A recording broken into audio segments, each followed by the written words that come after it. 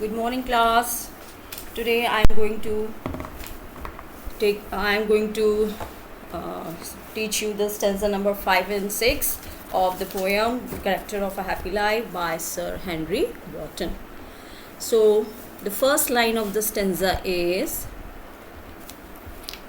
"Who God doth late and early pray, more of his grace than gifts to lend, who entertains the harmless day with a well-chosen book or friend." जैसे कि आपको मालूम है, in this poem Sir Henry Wotton is telling the qualities of a happy man, and happy man is a good man. उसके अंदर ये qualities होनी चाहिए. क्या क्वालिटीज़ होनी चाहिए? फोर्थ स्टेंजा में जो हमने आपको बताया, उसके आगे फिफ्थ स्टेंजा में क्या क्वालिटी होनी चाहिए कि who God doth late and early pray. यहाँ पे प्रेयर के लिए बता रहे हैं वो व्यक्ति जो दिन रात ईश्वर से प्रार्थना करता है. More of his grace than gifts to lend. वो किस लिए प्रार्थना करता है? गिफ्ट्स के लिए नहीं कि हे ईश्वर मुझे ये चाहिए वो चाहिए, जिस तरह हम लोग प्रार्थना करते हैं कि हे प्रभु हमें ये दे दो, हमें प्रभु वो दे दो. लेकिन वो किस लिए प्रार्थना करता है? उनकी ग्रेस के लिए, उनकी कृपा के लिए कि हे ईश्वर आपकी कृपा हम पर बनी रहे. उसकी प्रार्थना मांगने में नहीं बल्कि उसकी कृपा में होती है. यानी कि वो ईश्वर से क्या मांगता है? ईश्वर की कृपा मांगता है. क्लियर बच्चों ये दो लाइंस. नेक्स्ट लाइन है, who entertains the harmless day. Entertain मनोरंजन. उसका मनोरंजन कैसा जाता है दिन भर में? हार्मलेस, बिना किसी को नुकसान पहुंचाए. उसका मनोरंजन जो है वो बिना किसी को हार्म पहुंचाए बीतता है. किसके साथ बीतता है? विद वेल चूजन बुक और फ्रेंड. या तो वो कोई अच्छी पुस्तक पढ़ता है, साहित्यिक या धार्मिक बुक होती है उसके पास पढ़ने के लिए, या एक अच्छा फ्रेंड होता है. उसका ध्यान इधर उधर की बातों में नहीं होता, किसी को नुकसान पहुंचाने में नहीं होता. उसका जो टाइम पास होता है, जो उसको एंटरटेन होता है, जो मनोरंजन होता है, वो किस में होता है? अच्छी बुक्स के साथ और अच्छे फ्रेंड के साथ होता है. और आप इसके अब नीचे मीनिंग्स देख लीजिए. लेट एंड अर्ली, हर समय, यानी कि वो हर समय ईश्वर को याद करता है. ग्रेस, दया, कृपा. टू लैंड, अनुदान या ऋण लेना, यानी कि ईश्वर से क्या गिफ्ट मांगना नहीं बल्कि कृपा मांगना. गिफ्ट्स, आशीर्वाद. एंटरटेन्स, मनोरंजन. वेल चूजन, उपयोगी, यानी कि अच्छी बुक्स को वो यूज़ करता है. तो ये आपने जो है हिंदी में मीनिंग्स देख लिए हैं. अब हम इसकी आपको इंग्लिश बताते हैं कि अपनी लैंग्वेज में आप कैसे लिखेंगे इस स्टेंजा की इंग्लिश को. The first line is, who God doth late and early pray, more of his grace that gives to land. अपनी लैंग्वेज में हम लिखेंगे, a man should pray to God every day in the morning as well as in the evening. Late and early, morning में भी और evening में भी. फिर से सुनिए, a man should pray to God every day in the morning as well as in the evening. For what? Not to seek worldly things. उसे दुनिया की चीज़ें नहीं चाहिए, ये चाहिए वो चाहिए. क्या लिखना है हमने?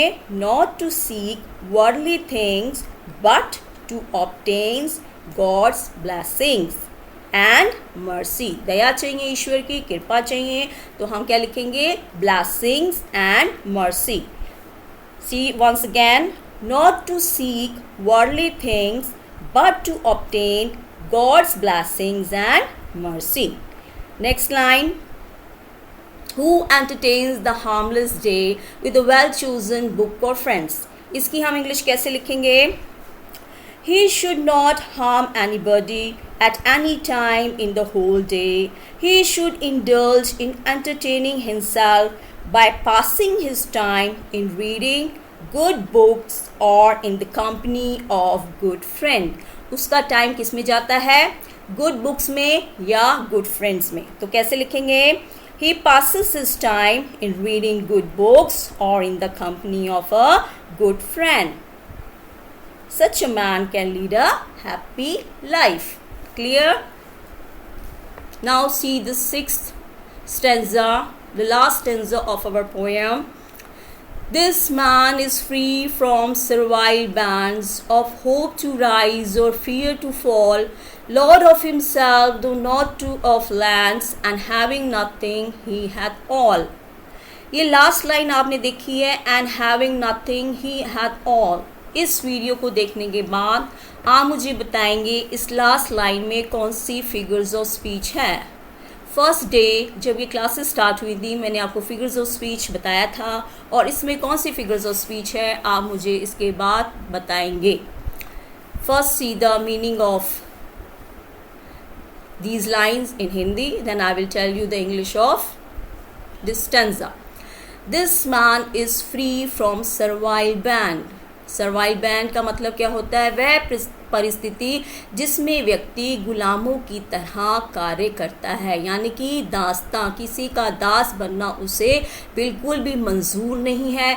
वो चाहे गरीब रहना मंजूर है उसको, लेकिन उसको दास्तां की बंधन में नहीं रहना, और ना ही किस में रहना है, ऑफ होप टू राइज और फियर टू फॉल. इसलिए वो किससे फ्री है? जब वो किसी का गुलाम नहीं बनता है तो किससे फ्री है? ना उसे ऊपर उठने की कोई वो होती है, ना उसे नीचे गिरने का डर होता है, यानी कि उसकी जो स्थिति होती है वो बैलेंस रहती है. ना वो चाहता है कि मैं किसी से ऊपर उठ जाऊं. अगर वो बाय चांस उसका कुछ हानि होती है तो भी उसको उस चीज़ से वो फ्री रहता है. Lord of himself, though not of lands, and having nothing, he hath all. Lord of himself, इसीलिए वो किसका है? वो स्वयं का मालिक है.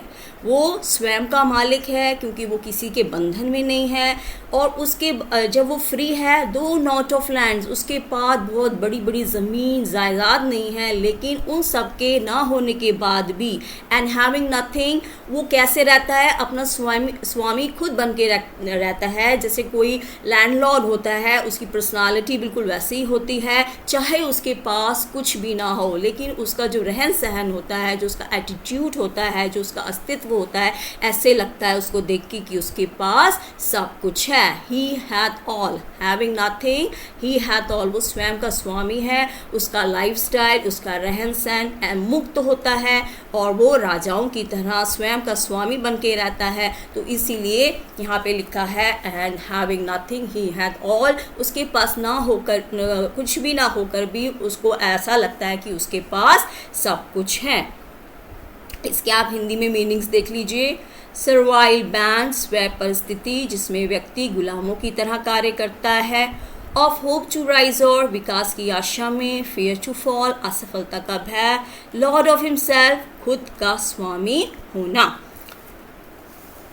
अब आप इसकी इंग्लिश कैसे लिखेंगे इस स्टेंजा की? First line is the man is free from servile bands of hope to rise and fear to fall. A happy man is free from chains of slavery. Servile band means slavery. He does not entertain the hope of rise. He has no fear to fall. Rise, ऊपर उठना, fall, नीचे गिरना. He does not entertain the hope of rise. इन चीज़ों से वो मुक्त है. He has no fear to fall. It means क्या है उसके पास? He possesses self control. उसको अपने ऊपर पूरा कंट्रोल है. Lord of himself, though not of lands, though he has no material possession. उसके पास ज़्यादा कुछ है नहीं. Though he has no material possession, he does not have worldly things, but he has all the qualities of good life. एक अच्छे जीवन की सारी qualities उसमें हैं.